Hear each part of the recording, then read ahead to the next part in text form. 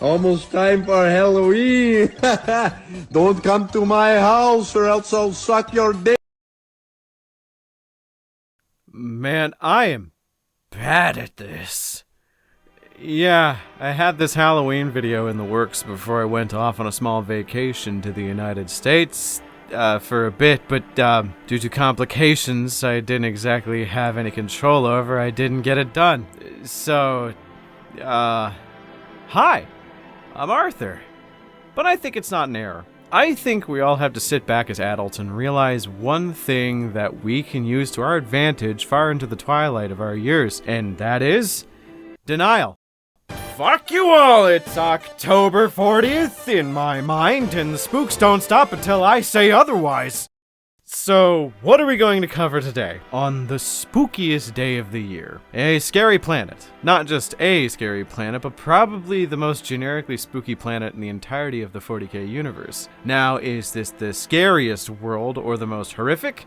No, there is a lot more scary worlds out there, I will say, but this world is special because it's just kinda eerie in a way that would lend itself well to a Halloween-style landscape. To understand the world I'm about to talk about, I need to bring up a very basic concept, which is this idea of rogue traders. Now, I'm going to cover rogue traders more in depth later in a separate video, because them fuckers are weird and interesting. For the uninitiated, the Imperium of Mankind is a religiously dogmatic fascist conglomerate of draconian laws and cruel and unusual punishments.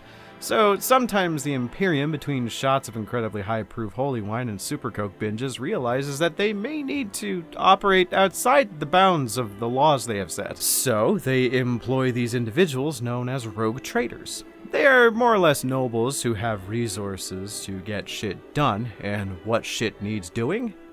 Anything that would likely look unsavory to the rest of the Imperium. Checking out alien worlds for lost tech, scouting out forbidden zones for possible colonization, and just upholding the peace in their own incredibly illegal way. Now, the fun bit here is that that is what they're supposed to do. They do not do this. They are quite often incredibly corrupt and just steal random shit for profit. Shouts out to that one rogue trader with a warband of mixed Xenos races that once stole an important relic from a Carcharodon chaplain. Yikes! So, with this base level of incredibly common corruption out of the way, we have to introduce our culprit, for lack of a better way to describe it for today's journey. This rogue trader... How the fuck do you even say that? Corda! Rogue Trader Corda. She is one of the more dangerously understated rogue traders because she is incredibly rich from her life as a rogue trader. She, in fact, is probably hundreds of years old and only looks young. So, she's a shrewd businesswoman and incredibly quick to just fucking kill you if you say one wrong thing. She one day, when navigating through a restricted zone, was able to find this planet. Now, the planet is regarded as being incredibly beautiful but incredibly hostile, with no major ecosystems or plant life outside of these massive mushroom biome forests. This place was able to sustain life only at the bare minimum, because no food would grow there were no creatures, and the world was beset by unending storms. It still had the ability to support basic life functions, a breathable atmosphere from the mushrooms. The beauty of this world is something akin to a massive ocean predator. Like, I can look at a great white shark and realize that it is a majestic and perfectly honed killer of the ocean, and how it glides through the water is absolutely beautiful, but I'm also scared of it because shark's scary. She realized that due to the incredible difficulty to get here, she was sitting on top of this massive fortune that was waiting for her to plunder it. She immediately started to build small, domed-off settlements with incredibly luxurious mansions and castles for people to enjoy and relax in. This place was set to cater to the most noble and aristocratic of the Imperium's high society, but it was also meant for something a little darker. See, due to it being cut off from the prying eyes of the greater Imperium, the goal was to bleed these nobles dry of every bit of riches she could.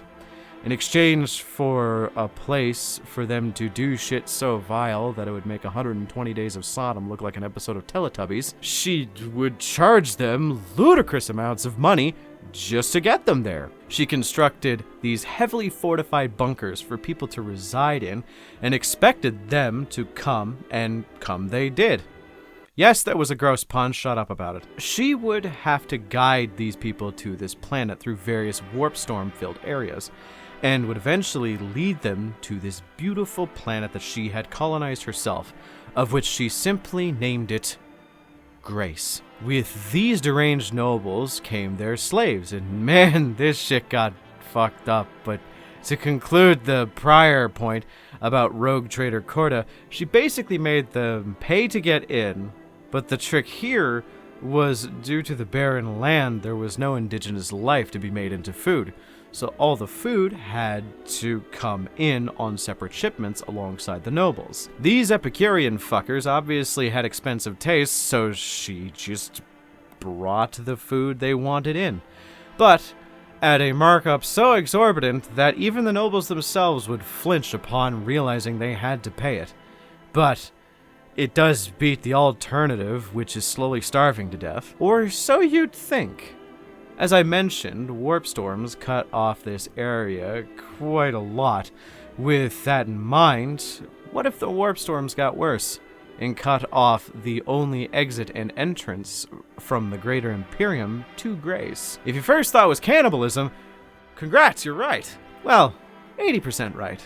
Because something odd happened on this stormy world. When a warp storm closed off the only entrance and exit, Corda kind of just cut her losses and fucked off. I mean, who's gonna find out? With her gone, there was no more food coming into Grace. Now, you think it would just be a done deal, but no. A change started to happen amidst the lowest ranks of the nobles that had showed up. It started with the slaves, then worked itself up through the lower rungs of the aristocratic society that had come there. Basically, it scaled with the amount of food that you had access to. See, something about Grace made the individuals on the planet hungrier. Not noticeably so at first, but there was something in their bones that made them require more food than they would normally want. Kind of like the dungeon in Fear and Hunger, which, by the way, is unironically one of my favorite games. So these increased cravings would get worse and worse the less food you had access to. So the slaves, who barely had any food at all, underwent a change. Their skin became pallid and papery, their muscles became wiry and whip-like, and the longer they went without food, the more a subtle insanity crept into their mind, making it so that the only thing they cared about, the only thing they could think about, was food and getting more food. So eventually, these roaming ghouls would resort to cannibalism on those who hadn't changed over. And these roaming ghouls would go to the only other sources of food, which were the upper echelons of the nobilities that were there, because they still had food. Some of the nobles on these higher echelons were able to stave off this metamorphosis by simply rationing out the food reserves they had stocked up from the shipments that rogue trader Corda had brought in.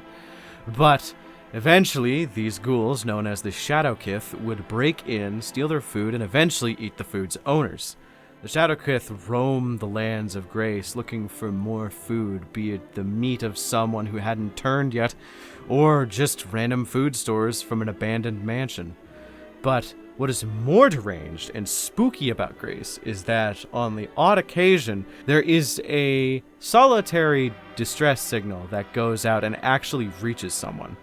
A foolhardy rogue trader, an inquisitor thinking that they can help, end up making their way to Grace and eventually land, only to find out this call for help was actually a dinner bell that was rang by the Shadowkith to lure more people to the planet to consume them. With their weirdly strong, wiry frames, they quickly overwhelm most people who show up, aside from the most heavily armored. Best way to think of it is the ambulance scene from Return of the Living Dead, and you get kind of what I mean. Dispatch, do you copy over? I'm in dispatch. Send more paramedics. It is a planet of roaming ghouls and still alive desperate nobles who actually are trying to get out of this cursed fucking planet, but it's a very spooky place overall. Gothic mansions filled with torture rooms and the remnants of a debased society permanently stuck on "it was a dark and stormy night" mode. It's pretty cute. I like it as a story. It's told in kind of fragments from one of the old 40k tabletop RPGs, but it's very fun as a whole. It's not exactly the scariest, but in terms of Boo Haunted House spookiness, it's probably at the top. It's basically just a zombie movie waiting to write itself. But what do you think? Do you like Grace? Do you think it's also spooky? Or do you prefer that one tomb world that's just filled with thousands of flayed one Necrons? That's cool. Regardless, let me know in the comments. And also remember to like and subscribe, as it does help the channel substantially. Thanks to my channel members for supporting me, and if you want to support me as well as get access to a bunch of extra videos, then become a channel member today. Now, before I go, I don't usually do this, but fuck it. I stream on Twitch every week, usually on Sunday and Monday. And this week, me and a few friends, Breton, God's Battle Axe, and Faux Fatale, are going to be streaming one of my favorite classic spooky games, Kudelka. It's a fun game, and I think you should show up and say hi. I will likely be doing it between the times of 7 p.m. EST and go until about 10 or 11, depending on how tired I get. Because I do have a bit of a busy schedule considering I just got back from a trip and there's a lot of catching up I need to do. But I'd love to see you all there. I realize I don't promote my Twitch that much, so yeah, if you want to see me in a live setting and see if I actually do sound like this, then show the fuck up, give us a big ol' kiss. I promise it will be fun. Or boring. I don't fucking know. Okay, goodbye.